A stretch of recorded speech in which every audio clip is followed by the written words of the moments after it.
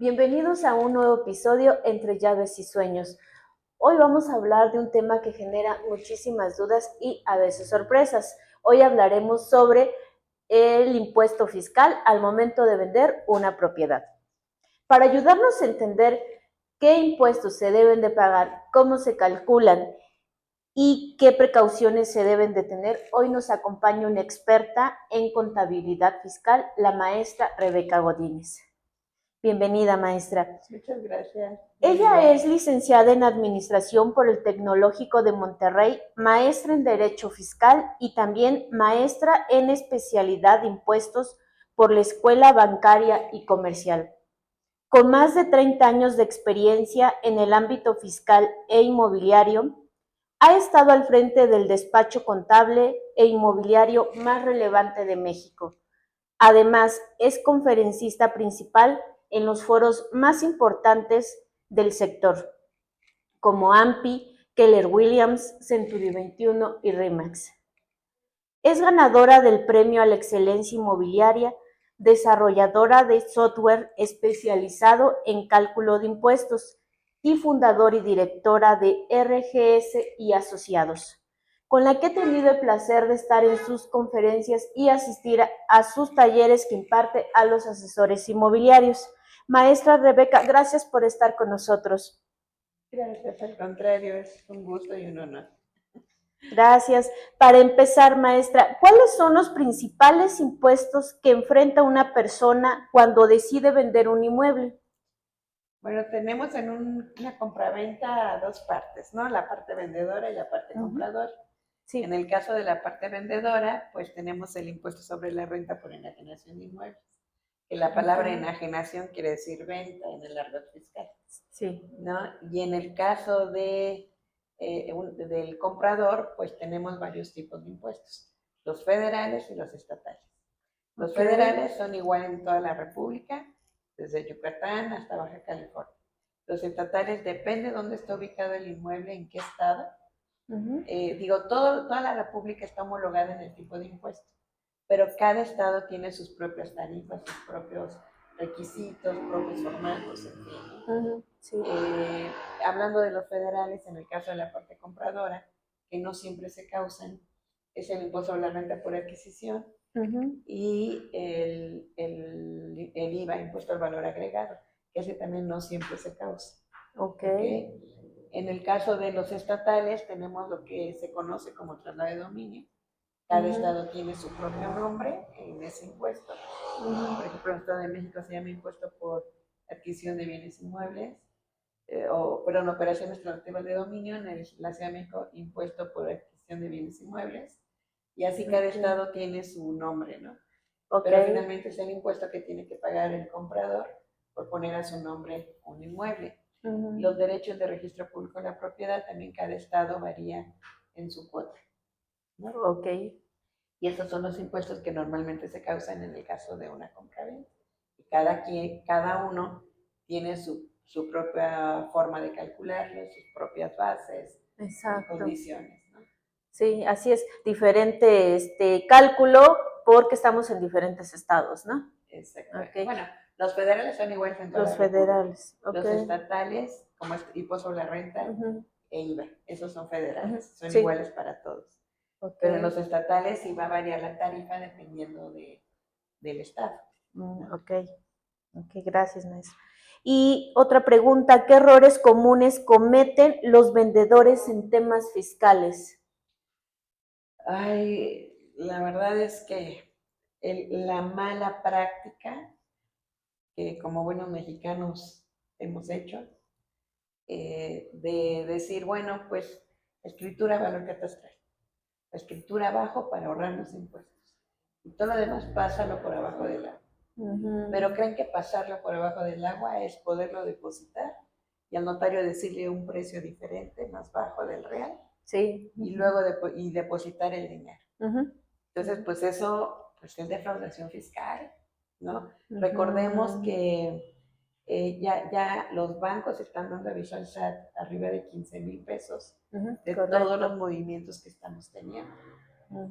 Ya sea que cobre un cheque en efectivo en ventanilla, me depositen, me transfieran, pague una tarjeta de crédito, un crédito hipotecario, un crédito de auto, del que sea. Pero el simple hecho ya sea de que me depositen o paguen, ya el banco da aviso cuando es arriba de 15,000 pesos. Exacto, sí. Entonces, claro que si deposito 1,000,000 de pesos, pues por supuesto que el SAT se va a enterar. Así es. Y si el notario está diciendo, a ver, el precio de venta de este inmueble fue de 5, pero depositaste 10, ¿de dónde salieron los otros 5? Eso es lavado de dinero y es defraudación fiscal. Y eso el fisco va a venir y me va a decir, ahora me debes el 35% de impuesto de la renta, más el 16% de IVA, porque eso va a ser un honorario, un ingreso, ¿no? Sí. Y además no voy a poder demostrar de dónde provino, porque o es un premio, o es un donativo, o es una comisión, o es un sueldo, o qué es, y no es nada. Entonces, ¿de dónde provino? Exacto. Y eso es un recurso de procedencia ilícita, de acuerdo a la ley de lavado de dinero. Entonces, eso ya es hasta cárcel, ¿no? Sí, y hasta la ley de extinción de dominio puede afectarnos aquí. Entonces, sí, ya es muy grave hacer este tipo de prácticas, ¿no? Así es. Muy bien. Nada recomendable, mejor, como siempre les digo en mis cursos, es mejor ver dentro del marco legal qué beneficios la ley me da para pagar de la mejor manera mis impuestos, porque la ley también tiene muchos beneficios. Entonces hay que buscar en la ley qué beneficios me está otorgando y hacer uso de ellos, ¿no? Porque tengo ese derecho como contribuyente. La misma ley me lo está dando. En vez de querer disfrazar un ingreso, que la verdad sí me va a meter en más problemas, se complica. Que lo que me puedo estar ahorrando. Exacto, ¿no? Así es. Sí. Ok. Maestra, ¿y cuándo y cómo se deben pagar estos impuestos? En el caso del impuesto sobre la renta y del IVA, se pagan 15 días después de haber firmado la escritura. Ok.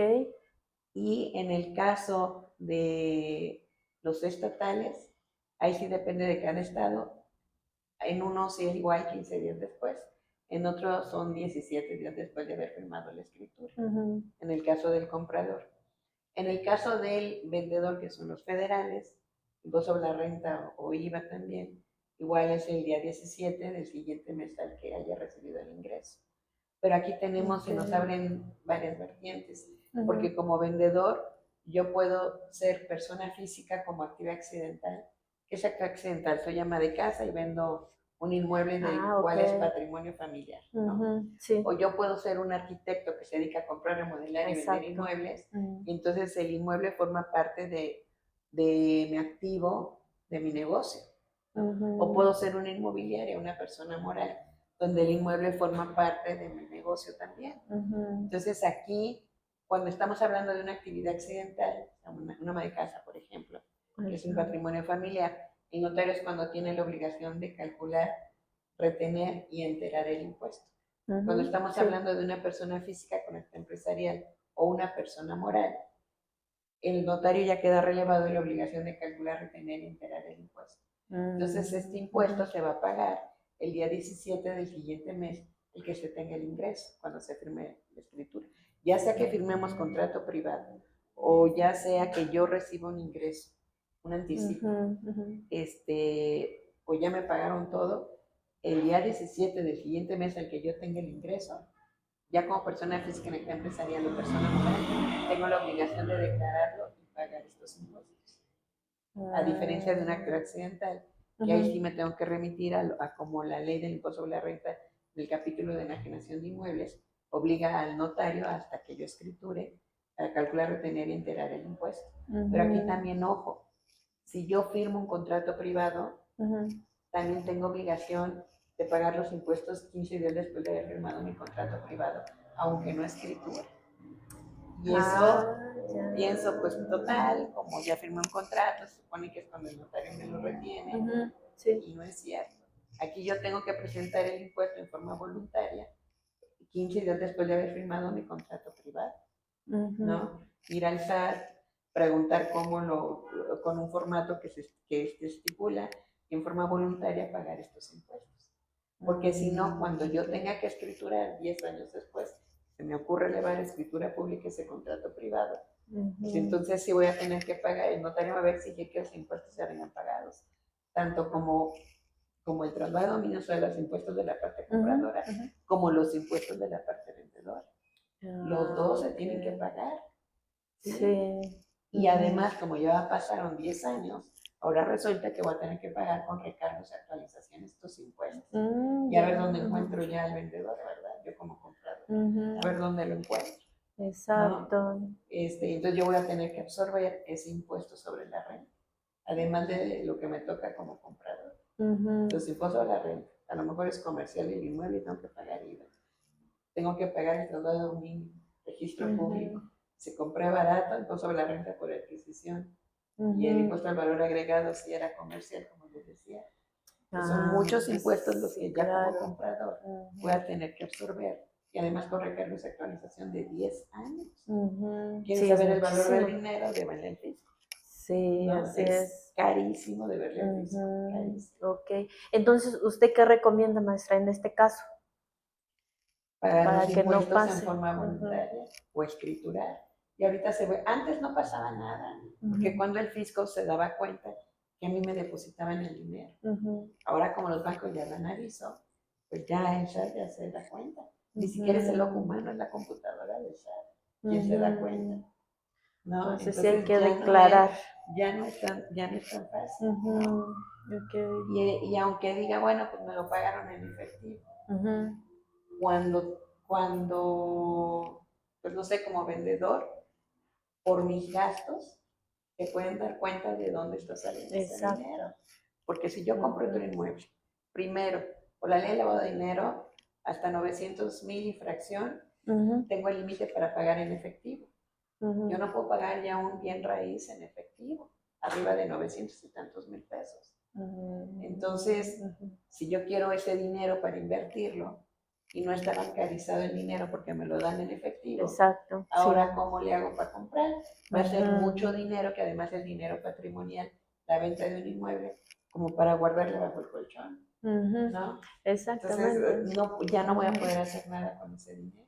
Si quiero comprar un carro, joyas, dólares, quiero invertir a plazo fijo, casa de bolsa, comprar otro inmueble, ya no voy a poder. Exacto. Ese dinero solo me va a servir para ir al súper, para comprarme ropa, para irme de vacaciones, y eso entre comillas, porque ella supone que hasta el asiento del avión reporta. ¿No? Ya. Entonces, sí.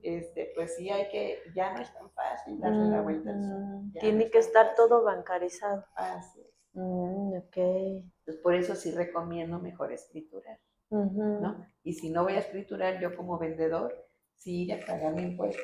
Ahora el problema es si yo sabía que iba a exentar, que ahorita vamos a hablar de la exención.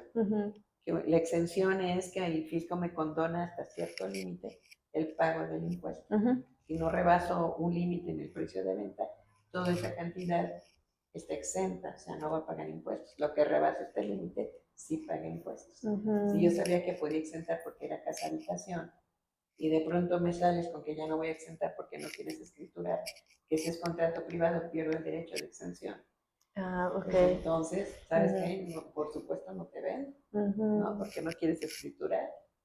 O tú pagas el impuesto. Y además págalo ahorita, porque si no, yo quiero depositar el dinero. Exacto. ¿No?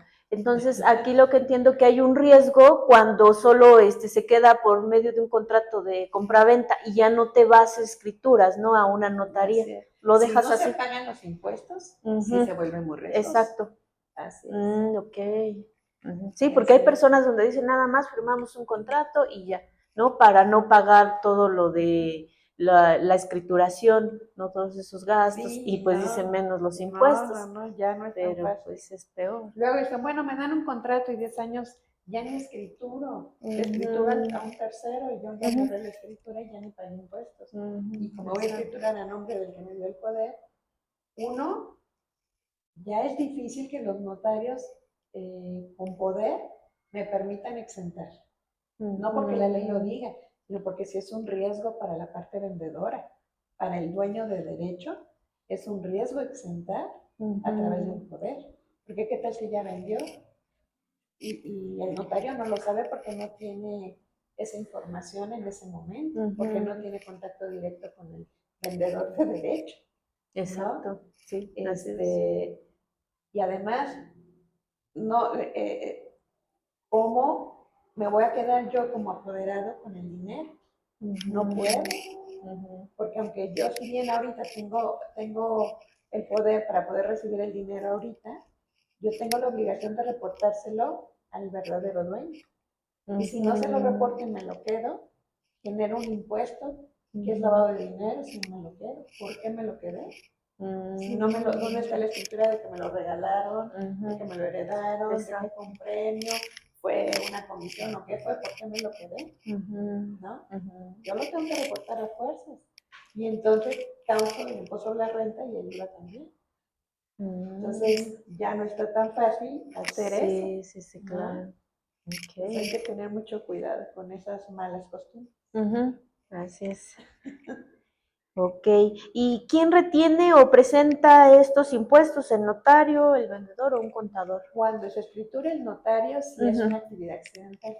Si es una persona física con actividad empresarial o una persona moral, ellos tienen que entregar sus impuestos el día 17, al siguiente mes que recibieron el ingreso. Vamos a suponer que lo recibieron en julio, el 17 de agosto es cuando tienen que presentar su declaración en el pago provisional, que todos los 17 de mes se presentan las declaraciones de personas físicas o personas morales, y ahí es donde se declara el ingreso.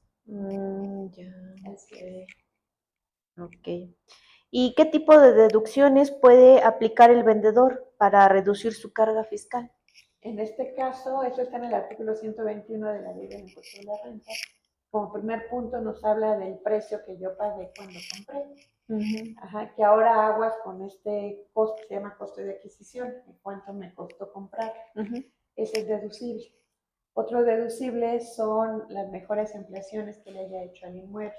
Sí, que aquí también ojo porque podemos entrar con criterios, porque ahí la ley es un poco ambigua como está redactada. Porque dice, son deducibles todas las mejores, son deducibles en la construcción todas las mejores ampliaciones. Las inversiones en construcciones, mejores ampliaciones. Entonces, estas inversiones en construcciones, mejores ampliaciones. ¿Mejores ampliaciones se refieren a las construcciones o está incluido el terreno? Por la forma en cómo está redactado. Entonces, aquí podemos encontrarnos que hay notarios que nos puedan hacer deducible una mejora al terreno, porque ellos, aunque está prohibido interpretar, se supone porque las leyes son de aplicación estricta, pero está tan mal redactada que pues deja interpretación. Entonces hay quien dice, bueno, si eso hubiera sido el espíritu de la ley, que solamente las mejoras a construcción fueran deducibles, si hubieran quedado hasta, son deducibles todas las inversiones en construcciones. Pero como agregaron la coma en las palabras mejores ampliaciones, en mejores ampliaciones consideran que ahí está incluido el terreno. Entonces hay quien sí que acepta las mejoras del terreno. Si a uno que estaba todo desnivelado, lo nivelaron o lo rellenaron, había una cueva abajo, lo llenaron, ¿no? Sí, ha pasado. Y eso cuesta hasta más caro de lo que el mismo terreno te costó, ¿no? Y pues cómo no va a ser deducible si le está dando plusvalía al terreno, ¿no? Entonces, de acuerdo al espíritu de la ley hay que considerar que esto es deducible. Pero hay que considerar que esas mejoras y ampliaciones son de las construcciones y no está incluido el terreno. Entonces aquí no te las acepto. Entonces, pues eso nos puede afectar el cálculo del impuesto. Otro deducible son los gastos, honorarios e impuestos del notario de cuando yo escrituré. Cuando yo compré, todos los gastos son deducibles. Y los honorarios del evaluador, si yo mandé a hacer un avalúo, los honorarios del evaluador es deducible. Y la comisión que le pagan al profesional inmobiliario. Entonces hay que guardar todos estos recibos para cuando yo quiera vender. Compro y tengo todos esos recibos de lo que pagué y después cuando quiera vender ya los tengo ahí para hacerlos deducibles. Y que a partir de 2014 son facturas electrónicas, los FDI. Y antes de 2014 hay que validar que ingresen al portal del SAT después de 2002. Ya todas las facturas se pueden validar en el portal. Que no vayan a ser facturas apócrifas. Porque aquí es otro error que se comete. ay, compramos facturas, no, aguas con eso. Eso ya es un delito, también es defraudación fiscal y es cárcel. Entonces tengamos mucho cuidado con esas malas prácticas, ¿no? O sea, de veras, sí, cada vez, nadie nos dice que si yo cambio los pisos, hago un segundo piso, cambio muebles de baño, de cocina, qué sé yo, todo lo que le da plusvalía al inmueble, porque lo que es mantenimiento, como pintura, impermeabilización, eso no es reducible. Ok. Pero lo que le da plusvalía al inmueble, muebles empotrados, cambio de pisos, hacer una ampliación, no sé, todo eso sí es deducible. Y de todo eso tengo que tener mis facturas o mis CFDI, ¿no? Depende del año en que lo hice. Y estos documentos pues deben ser validados en el portal del SAT a partir de 2002, porque ya salió en la miscelánea que todo aquel documento que el notario no pueda validar, sea facturas antes de 2002, no se pueden validar en el portal del SAT. Entonces, aunque sea real mi factura, pero si el notario no la puede validar, puede ser que por criterio y porque pues la ley se lo permite, no la acepte. Y ya no la puedo tomar como deducible. Entonces, por eso, sí es muy importante que si ahorita yo hago mejoras o cualquier inversión o gasto que tenga, de todo guarde mis facturas. De todo. No tickets, ojo. Porque luego guardan tickets que vienen con su carrita de no. Tickets no son deducibles, tienen que reunir los requisitos fiscales que el Código Fiscal en su artículo 29A marca cada año con año, el año en que fueron hechas esas facturas. Ok. ¿No? Sí, sí es importante porque sí ha pasado que tienen los tickets, pero al final pues, no son válidos. Sí. Así es. Y ya después de X años, pues ya no puedo ir a pedir mi factura. ¿No? Sí, exacto. Sí, eso pasa. Ok. ¿Existe alguna exención de impuestos sobre la renta por la venta de casa-habitación? Sí, de la que hablamos hace un momento. Eso está en el artículo 93, fracción 19, inciso A, que te dice que si el inmueble es casa-habitación, y ojo aquí, es la casa-habitación del contribuyente, no que el uso de suelo sea casa-habitación. Ojo aquí también, porque si yo estoy rentando el inmueble, no es mi casa-habitación. Ok. Entonces ahí pierdo también el derecho de exención. Un residente en el extranjero, pues no es mi casa-habitación, por lo tanto no puedo exentar. ¿Sí? Es donde vivo, esa es mi casa que yo habito. Entonces, por tu habitarlo, por eso puedes exentar. Por eso también no es creíble si de pronto yo le dono a mis hijos un departamentito de 40 metros y de pronto son 4 hijos y todos están casados y con hijos y los 4 tienen su INE con esa dirección, porque cuando eran chiquitos ahí vivíamos, pero pues ya obviamente ahorita ya tienen familia, ya tienen hijos, ya tienen esposa, cónyuges, pues obviamente 4 familias no es creíble, es lógico que estén en un departamento de 40 metros, ¿no? sí. Entonces ahí aplica también la lógica y la congruencia fiscal, no porque la ley lo diga.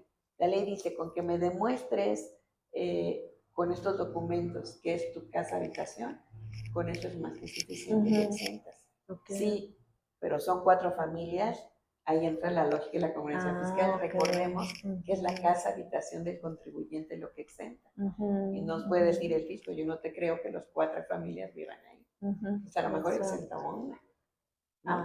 Ahora, si los 4 son solteros, pues sí pueden vivir en literas los 4, ¿no? No creo que haya problema. Ahí sí. Pero si están casados y con hijos, pues está medio complicado. Exacto. Entonces ahí también entra la lógica y la congruencia fiscal a la hora de exentar. Ok. Y también hay que tomar en cuenta entonces cuando está rentado, tampoco puedo comprobar que pues yo estoy habitando ahí. A lo mejor sí tengo mi INE con esa dirección, ¿no? O recibos de luz, o teléfono, o facturas de luz o teléfono, o estados de cuenta de bancos o casas comerciales que con esos documentos yo puedo comprobar que es mi casa habitación. Pero realmente no lo estoy habitando. Y si estoy pagando impuestos y pedí facturas de arrendamiento donde viene la clave catastral, cuando le llegue mi exención al SAT, le va a decir, oye, espera, esta casa estaba rentada, ¿cómo que era tu casa habitación? Ah, ok. Sí. Entonces ahí me van a quitar el derecho de exención porque obviamente el notario, pues si yo no le digo que estaba rentada, pues me va a exentar, ¿no? Y ahí estoy declarando falsamente ante notario, porque no le estoy dando toda la información. Y eso puede ser cárcel también. Declarar falsamente ante notario es cárcel.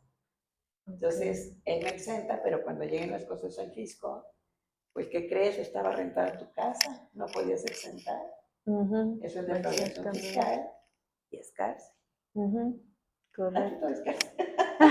Ya no pagar impuestos es cárcel. Sí. Ok, entonces los requisitos es que vivas en esa casa habitación y solo casa habitación. Un terreno, pues ahí lógico que no se puede, una bodega. Nada de eso, solo casa habitación, es tu casa habitación. O sea, tú no vives en una bodega ni en un terreno, o sea, vives en tu casa habitación. ¿Y qué pasa cuando esta casa habitación tiene locales? Se exenta solo la parte correspondiente a casa habitación. Los locales comerciales no exentan y además causan IVA. Todas las construcciones que no sean casa habitación, construcciones, el terreno está exento. La casa habitación está exenta. Pero los locales comerciales, la construcción causa el impuesto al valor agregado, que es el 16% sobre el precio que corresponda a esa parte comercial. Ah, ok. No sobre el valor total del precio. Solamente el precio correspondiente a la construcción, el terreno está exento. Donde están construidos los locales, ese terreno no paga IVA. Solamente las construcciones del local comercial. Ah, ok. Sí, es importante también saber eso. Así es. ¿Y con qué frecuencia se puede aplicar esta exención? Una vez cada 3 años. Una vez cada 3 años. Esto no quiere decir que no puedas vender 20 casas en un día, tú puedes vender todas el mismo día, pero solamente puedes hacer uso de este beneficio una vez y esperarte 3 años para volver a usarlo. Okay. ¿Y aquí qué recomendación daría, maestra? Porque luego hay clientes que dicen, yo quiero vender mi casa de 6 millones y después mi departamento de 2 millones. ¿Qué recomienda mejor? Cuando vaya el profesional inmobiliario y se siente por primera vez con el cliente, háganle esta pregunta. ¿Cuántos inmuebles pretende vender en los siguientes 3 años? Exactamente. Sí. ¿Por qué? Y calcular los impuestos que cada inmueble puede causar. Porque luego exentas el departamentito de 40 metros y el rancho ya no lo exentas. Exacto. Exactamente. Entonces, eso es muy importante. Porque sí puedes elegir cuál quieres exentar, cuál te conviene. El que te convenga, ¿no? Ok. Entonces nosotros como asesores inmobiliarios les tenemos que preguntar, ¿va a vender algún otro inmueble aparte de este? Y ya, para hacer el cálculo y ver cuál le conviene. Así es. Ok. ¿Y cuál es el monto exento? Son 700,000 UDIs. La UDI es una unidad de inversión que cambia todos los días. Ayer tiene un valor, hoy tiene otro, mañana tiene otro. Pues todos los días está cambiando este límite. Entonces, el día que firmemos la escritura, es cuando yo tengo que preguntar en Google cuál es el valor de la UDI. Ok. Ahí hay muchas páginas que me lo van a decir, sea del Banco de México o el SAT, ¿no? Que vean cuál es el valor de la UDI, que debe ser el mismo ese día, obviamente en cualquier lado, y lo multiplico por 700,000. Ese es el límite. Ahorita ya casi andamos en 6 millones de pesos. Son 5,990,000 y tantos mil, casi 6 ya. Y es por copropietario, no es por inmueble. ¿Esto qué quiere decir? Si el propietario está casado por sociedad conyugal, tanto la esposa exenta este límite como el esposo exenta este límite. Entonces ya estamos hablando de una propiedad de casi 12 millones de pesos que no pagarían impuestos. Ok, entonces sí se puede con una casa de 12 millones cuando son 2 copropietarios. Sí. O si son 4 y es una casa grande, 1,000 metros de construcción y si caben los 4. Exacto. Y los 4 realmente la habitan y lo pueden comprobar, pues los 4 pueden exentar, ¿no? Entonces ya estamos hablando de 24 millones que no pagan impuestos. No, pues está súper bien, ¿no? Ok. Pero ojo, mis UDIs, si a mí me sobran UDIs, no se las puedo prestar. Ya. O sea, es por contribuyente. Si a mí me sobran UDIs y tú no exentas, no es como que te las paso. ¿No? O sea, no se Nada puede. más yo exento hasta mi tope y lo que sobre ya se perdió. Solo es un límite por contribuyente. Ok. ¿Y entonces qué cantidad no sería exenta? ¿A partir de cuánto? A partir de los casi 6 millones. 6 millones. Por ejemplo, yo vendo en 10, yo soy única dueña. Solo exento hasta casi 6 millones, 4 millones pagaría. Ok, los 4 sí los pagaría. Ok. ¿Y cuál es la diferencia fiscal entre vender una propiedad como persona física y como persona moral? Las tarifas. Las tarifas. Porque como persona física va desde el 1.92 hasta el 35% sobre la utilidad, siempre sobre la utilidad, no sobre el precio de venta. Salvo que seamos residentes en el extranjero, ahí sí es el 25% sobre el precio o el 35% sobre mi utilidad. El que resulte menor entre estos dos cálculos es el que se paga el fisco, siempre y cuando escriture. Que si me quedo en contrato privado hay que pagar el impuesto, ya dijimos, pero ahí sí pierdo el derecho del 35% sobre la utilidad y tengo que pagar el 25% sin ninguna deducción sobre el precio de venta, que es un impuesto altísimo. Exacto. Y además no exento por ser residente en el extranjero, porque si vivo allá, pues no es mi casa. Exactamente, sí, así es. Y en el caso de persona moral, también es sobre la utilidad, es el 30%. Ahí sí no es del 1.92 al 35. Ahí sí es el 30%.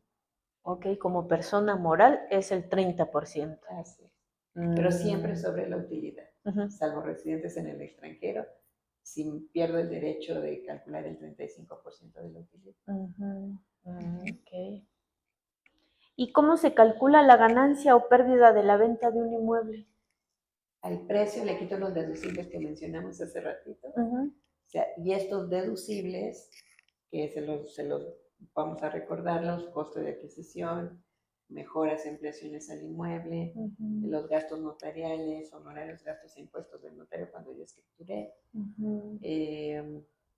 los honorarios del evaluador y la comisión. Okay. Y todos estos gastos o inversiones los pude haber hecho en años pasados.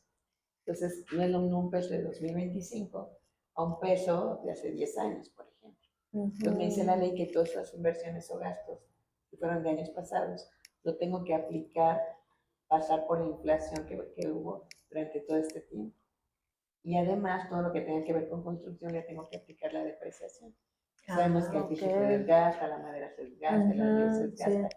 Y ese desgaste representa, para el caso de personas físicas, actividad accidental un 3%, pero para personas morales, actividad empresarial un 5%.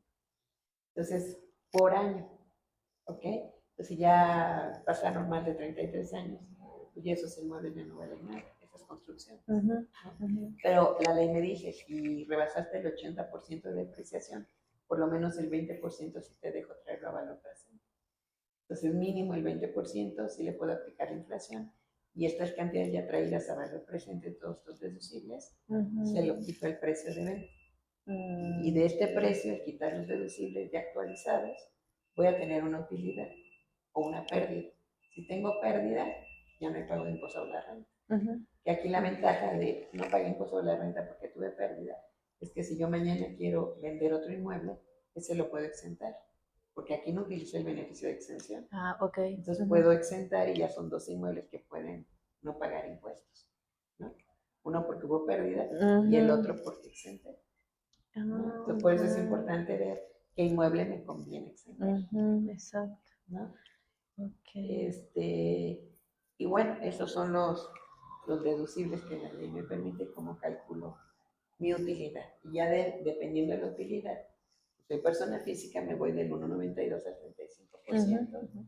¿No hay que hacer más números ahí? Sí. Le complico la vida. Porque es muy largo el procedimiento. Sí. Esta utilidad me dice la ley que la que tiene que pasar por la tarifa que va del 1.92 al 35%. Esta tarifa es solamente la utilidad de un solo año. Como esta utilidad la grabé durante todos los años en que fui dueña, entonces tengo que sacar la utilidad de un solo año. Entonces mi utilidad ahora la tengo que dividir entre todos los años en que fui dueña, sin exceder de 20 años. Entonces ya saco mi utilidad de un solo año. A eso ya le aplico la tarifa del 1.92 al 35, a ver en qué rango caigo. Son como 10 rangos que van creciendo 1.92, 3, y así van creciendo hasta 35.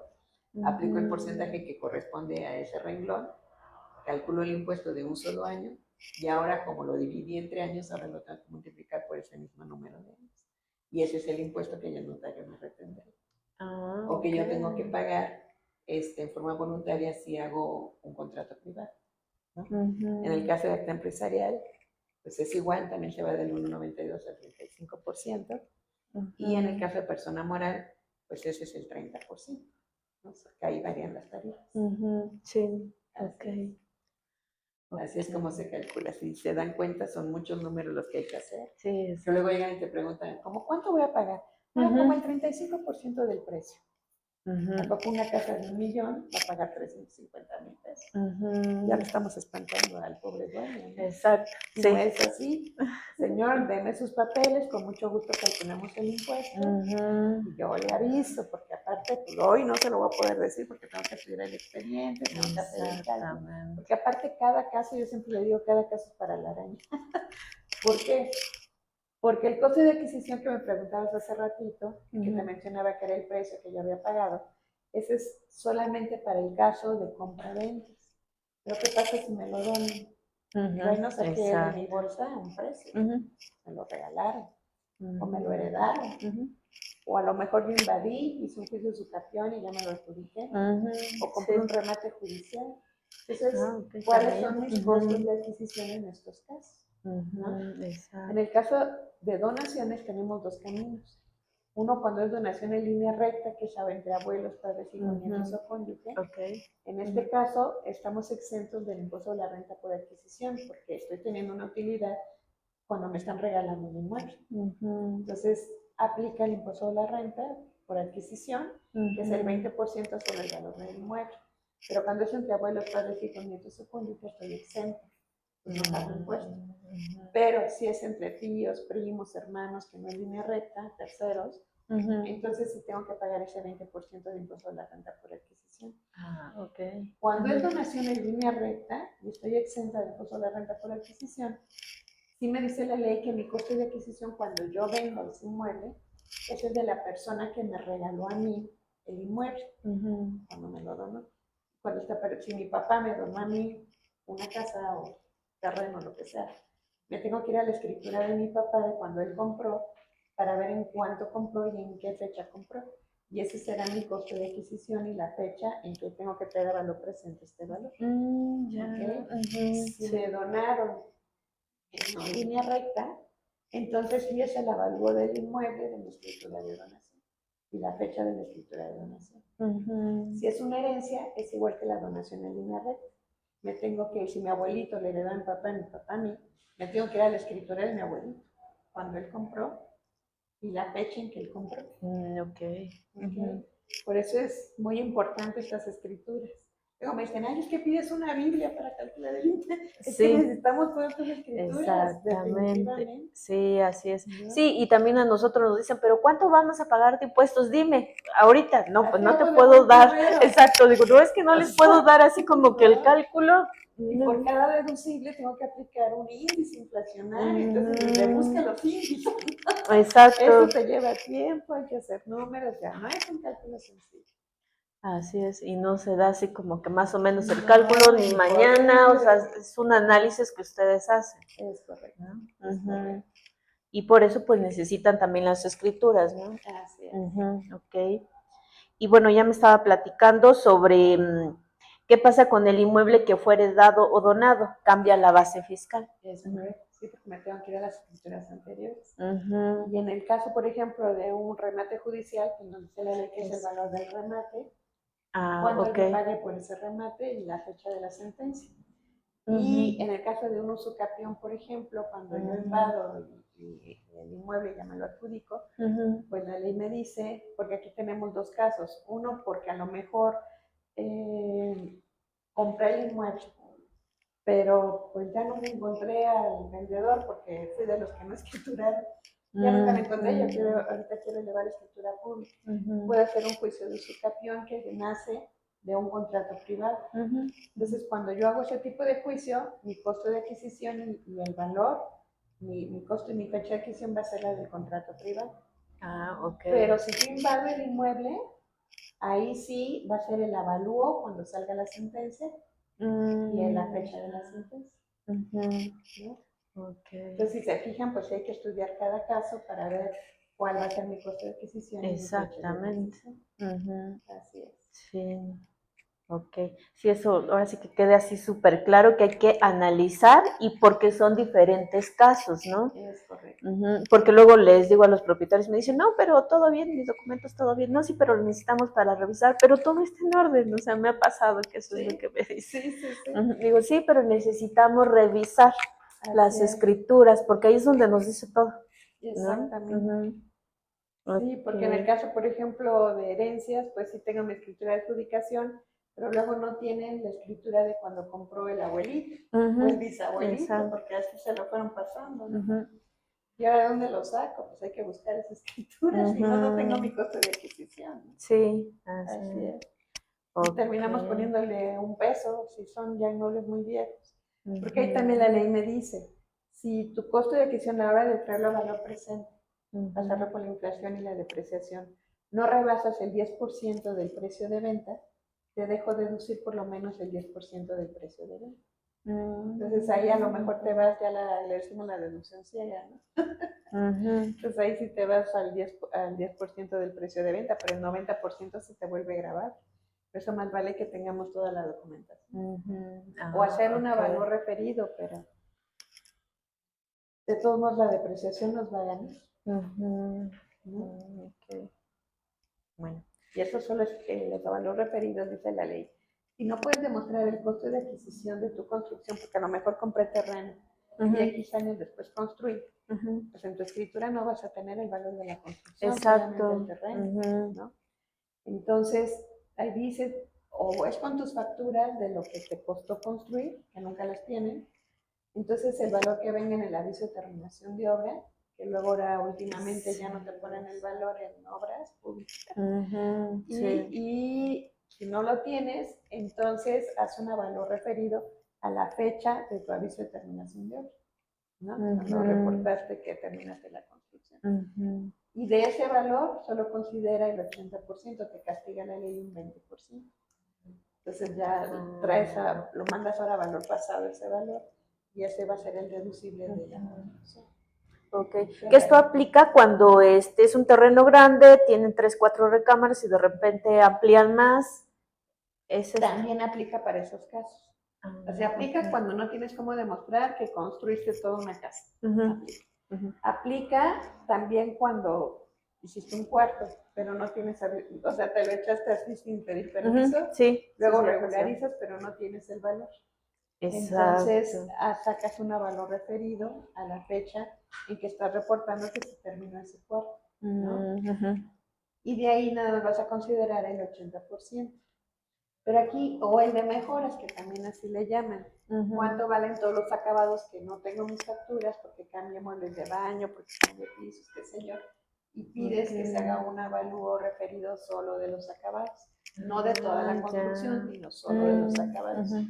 Aquí mucho ojo, porque hubo mucho abuso con los avalúos referidos. O sea, yo no le puedo decir al fisco, estoy vendiendo en 10 millones y le metí 9 millones de mejoras. Sí, cómo no. O sea, y nosotros no la creemos, menos el fisco. Entonces, ya como hubo muchísimo abuso en esto, ya el fisco volvió a ver los avalúos referidos y empezó a auditar el año pasado a los notarios de Monterrey, por allá empezó. Y este año en la miscelánea fiscal salió que ya el fisco, el SAT, ya tiene sus propios peritos evaluadores.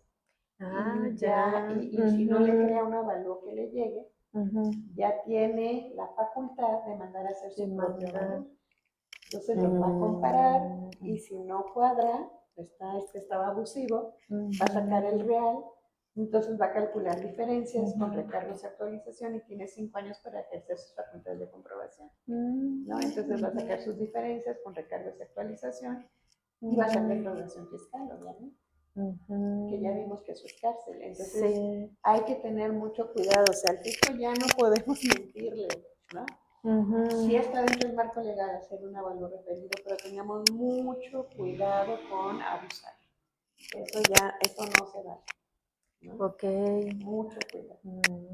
Sí, yo desconocía sobre este avalúo referido. Sí. Sí está dentro del marco legal, sí se vale, pero que sea real, ¿no? Que sea verídico. Okay. No se arriesgan a buscar. Sí, así es. A partir de este año, eso empezó este año, que ya tiene facultades el SAT para poder comparar. Okay. ¿No? ¿Cómo se declara la venta si el inmueble está a nombre de varios copropietarios? La ley nos dice que se tiene que hacer un cálculo por cada contribuyente. Cada copropietario es un contribuyente. Okay. ¿No? Por ejemplo, una sociedad conyugal son copropietarios, entonces tanto hay que hacer una declaración por el esposo como una declaración por la esposa, porque cada uno recibe su propio ingreso. Eso de que todo lo depositan en una sola cuenta, no. Ya no.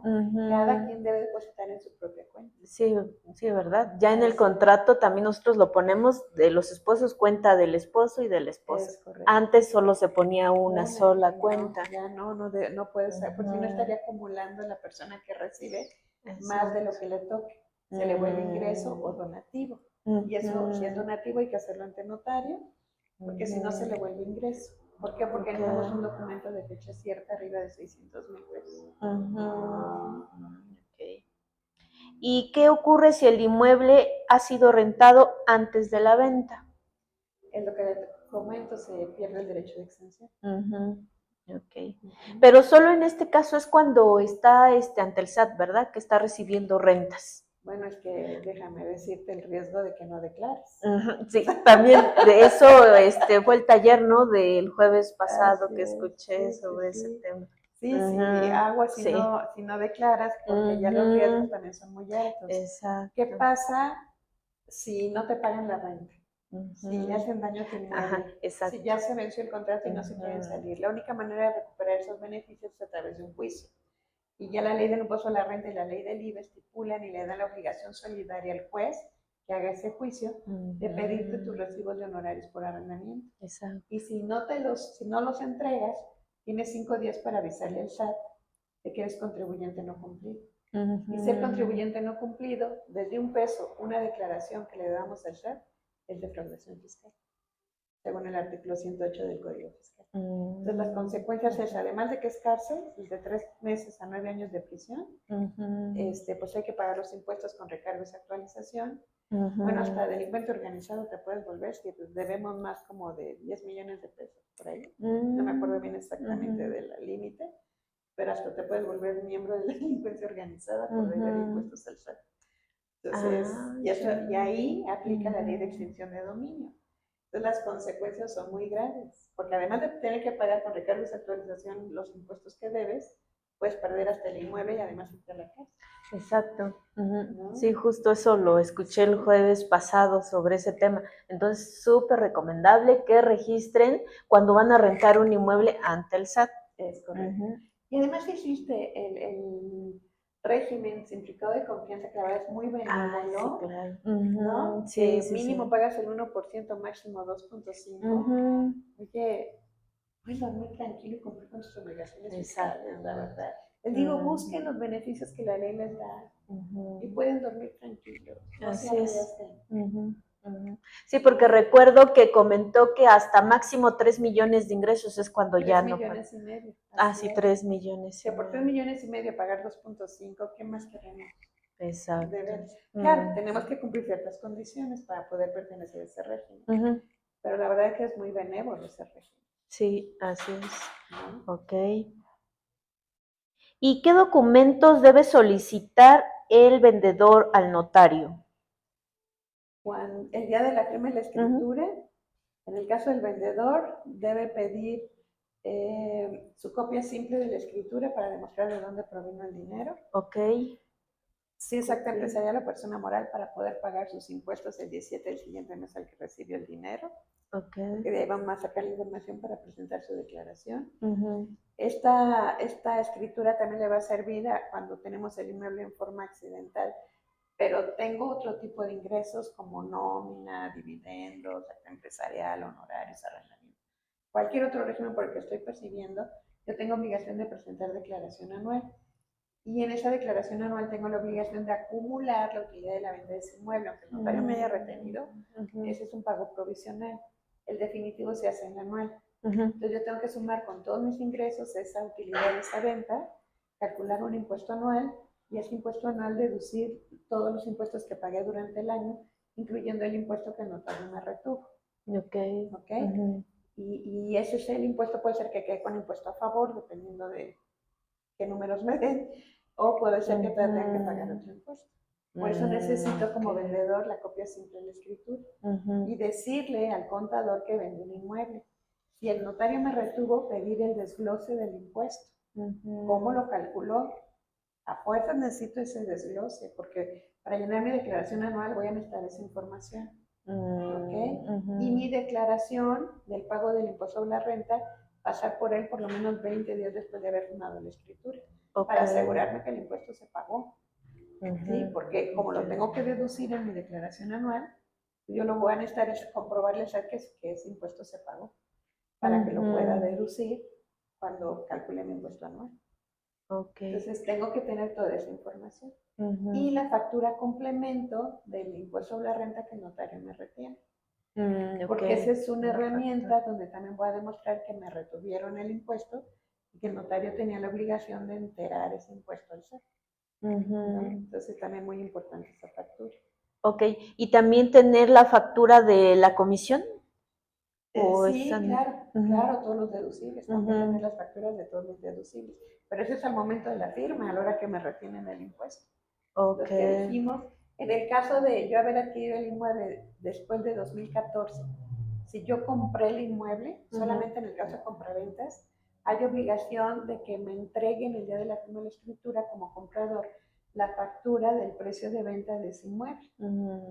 ¿Quién entrega esa factura? La entrega el notario cuando es una actividad accidental, ¿no? Si forma parte del patrimonio familiar ese inmueble, el notario como él tiene que retener el impuesto, también le tiene que entregar al comprador su factura por el precio de venta que está pagando. O si es el arquitecto que se dedica a comprar, remodelar y vender inmuebles, pues es él quien tiene que dar entonces la factura, que es una factura de ingresos. O la constructora, la persona moral que le vendió el inmueble, es la persona moral quien tiene que dar esa factura de ingresos también. Porque si el comprador no tiene esa factura donde compruebe cuánto le costó el inmueble, ya a la hora que hagamos el cálculo, ya vimos que el costo de adquisición es el precio que yo pagué, ya no lo voy a sacar, después de 2014 ya no lo obtengo de la escritura, que va a estar ahí el valor, pero para que yo lo pueda deducir, necesito mi factura. Si no, no lo voy a poder deducir. Entonces, todo el precio de venta de ese momento, cuando yo venda, se me va a volver a grabar. Ahí sí va a ser el 35% del precio. Ahí sí. ¿No? Porque ya no lo voy a poder deducir. Entonces, no me salgo de la notaría si mi comprador no tiene esa factura por el precio de venta. Bien importante, porque el perjuicio de no tenerla, pues es pagar un montón de impuestos. Exacto. Entonces no se olviden de solicitar su factura al notario al momento de que ya se firma la escritura, soliciten esa factura. Es súper importante. Así es. Y en el caso del comprador, pues obviamente esa factura, la factura por los impuestos federales que también le retengan, como el impuesto a la renta por adquisición o el impuesto al valor agregado, la factura de honorarios, gastos y el traslado de dominio y registro público que el notario también le va a retener. ¿Por qué? Porque eso va a ser deducible cuando él vende, ¿no? También que si saca un avalúo, pues pedir la factura, si hizo mejoras algunas, pedir esas facturas, la copia de la escritura, si es Ciudad de México, Estado de México, 8 meses después de haber firmado la escritura, pues ya es justo de que ya salga de registro público esa escritura, entonces ir a pedirla. No así como que luego pasan años y nunca regresamos por nuestras escrituras. Entonces, no, 8 meses después ir por nuestras escrituras. En el interior de la República más o menos son 4 meses. ¿No? Para asegurarnos que todo esté bien, que ya tengo mi escritura y que no voy a tener ningún problema. Sí, porque luego pasan años y ya quién sabe dónde quedó mi escritura. Entonces hay que tener cuidado con eso. Exacto. Y muchos propietarios piensan que esta copia que les dan, ya con eso. Y luego les digo, no, es que esta es solo una copia. Es que tenía que pasar por mis escrituras. Claro, la copia simple, nada más tendrá, es informativa, pero no tiene valor legal, ¿no? Hasta que no venga sellada, escrita con los datos de registro público. Exacto. Es cuando ya tiene valor. Exactamente. Ok. Entonces, además de las facturas, tener mi escritura, que esa, bueno, será 8 meses después, pero en ese momento sí pedir una copia simple para que pueda hacer los cambios de nombre de todos los servicios. Exacto. ¿No? De teléfono, agua, en fin. ¿Qué más? Y bueno, cuando recoja mi escritura, checar que todas las declaraciones vengan atrás, como anexos, ¿no? O 20 días después, igual que el vendedor, ir a recoger mis declaraciones de traslado de dominio. Registro público no, porque ese será hasta que ya salga de registro, 8 meses después. Sí. Impuesto a la renta por adquisición, impuesto al valor agregado, así es que los tres. Y 20 días después regresar por esos pagos de impuestos que se hicieron, porque el día de mañana yo lo voy a necesitar porque van a ser deducibles cuando me calculen el impuesto sobre la renta por enajenación. Ok. Y entonces los documentos que debe solicitar el comprador, pues la copia simple, ¿no? Sí, la factura complemento. La factura del notario, de los impuestos, y el avalúo. El avalúo también, copia del avalúo, obviamente. Y ya el 20 días después regresar por sus declaraciones y 8 meses después, Ciudad de México, Estado de México, en el interior de la República, 4 meses después, por su escritura ya inscrita en registro público. Exacto. Ok. Y de todas las mejoras que le hagan al inmueble, pedir sus facturas, por favor.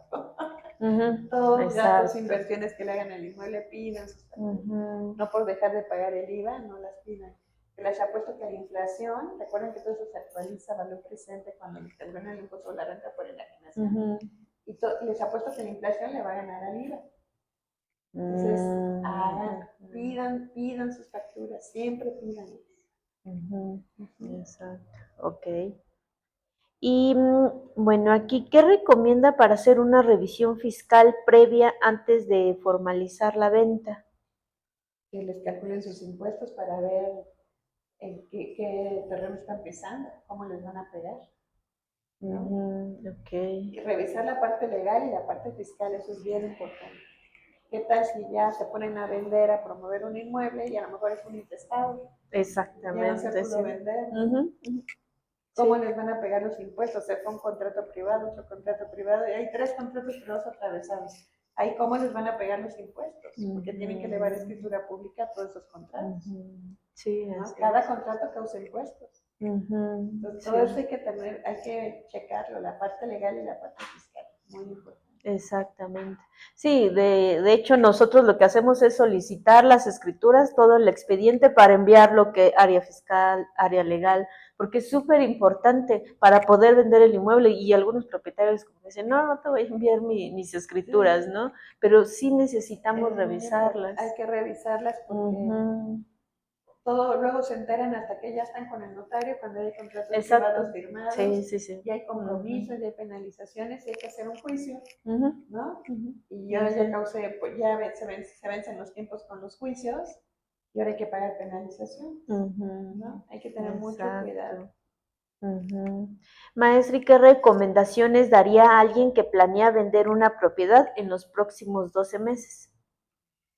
Pues lo mismo, que primero vigilen, aparte de que obviamente chequen en cuánto le hagan su estudio de valor para ver en cuánto van a promover el inmueble. Lo primero, es más, eso es hasta antes de ver en cuánto lo van a vender. Lo primero es lo que dijimos, analizar la parte legal y la parte fiscal. Legal y fiscal, es súper importante de inicio. Me voy preparando en estos próximos 12 meses porque quiero vender el próximo año, entonces voy preparando eso. Exactamente, ¿qué tal si hay que hacer un juicio de intestado? Exacto. O estoy en contrato privado y tengo que llevar a la escritura pública, y todo eso lleva su tiempo. Así es. Ok. Y maestra, platícanos un poco sobre RGS y asociados. ¿Cómo trabajan ustedes? Nosotros somos un despacho contable y fiscal. Dentro de los servicios que con mucho gusto les podemos ofrecer, pues es, además de poderlos asesorar en el cálculo de impuestos inmobiliarios para el vendedor y comprador, también los podemos asesorar en el cálculo de impuestos del arrendador, ¿no? Okay, Cuánto van a pagar de impuestos si rentamos en tal o cual precio. ¿no? Okay. Les podemos llevar la contabilidad a todos los propietarios de inmuebles que se dedican al arrendamiento. En el caso de los profesionales inmobiliarios también les podemos llevar su contabilidad con mucho gusto. Personas físicas, personas morales, con mucho gusto les podemos llevar su contabilidad. Okay. ¿No? Por ese lado no hay problema. Siempre tratamos de ver, pues, llenar los requisitos para el régimen más recomendable, ¿no? Para cada uno. Otro servicio que también damos es en el caso de desarrollos inmobiliarios, poderles llevar toda la parte de administración, de poder conformar el negocio, el desarrollo, de formar fideicomisos, orientarnos en los contratos, la parte contable, fiscal, ¿no? También. Entonces, todo ese proceso que lleva un desarrollo, con mucho gusto lo podemos pueden asesorar. Ah, ok. Así es. Y bueno, la forma de hacerlo, pues obviamente, en el caso de calcular los impuestos, pues solo nos mandan la información, con mucho gusto hacemos el cálculo, nos tardamos de 48 a 72 horas para mandarles la respuesta.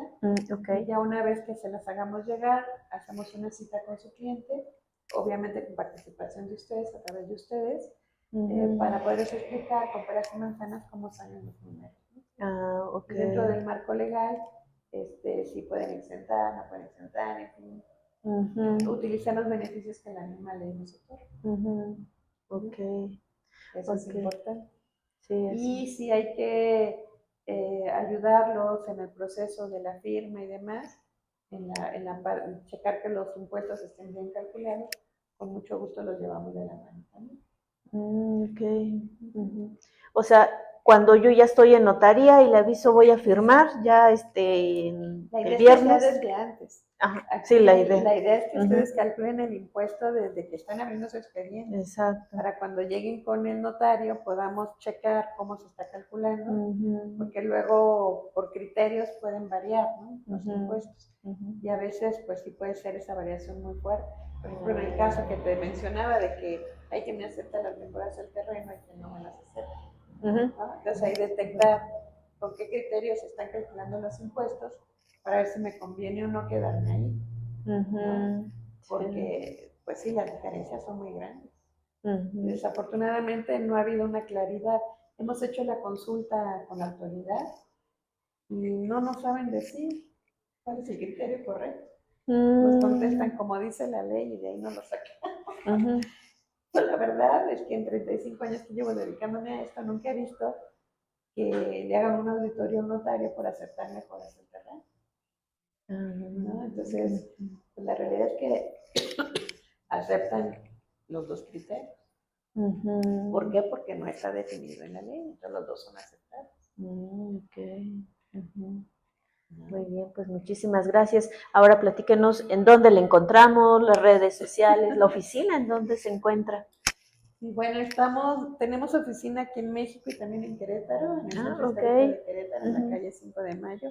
Y aquí en el Estado de México, en Naucalpan, frente a Plaza Satélite, en Circuito Arquitectos, número 11, despacho 101. Con mucho gusto, hacia Satélite, Naucalpan, Estado de México, con mucho gusto los podemos auxiliar aquí. También en los teléfonos, que aquí están, es el 55 59 25 86 36. Y con mucho gusto, si ustedes nos hablan a este teléfono, pues con mucho gusto los podemos asesorar. O síganos en nuestras redes sociales, @RGS Asociados. Así es.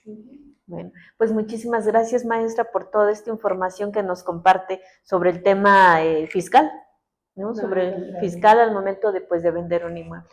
Gracias. Mucho gusto, gracias por estar aquí. Espero que hayas disfrutado este episodio tanto como nosotros. Recuerda seguirnos en nuestras redes como Inmobiliaria Vitac para que al momento de vender, comprar o rentar tomes la mejor decisión con toda la confianza.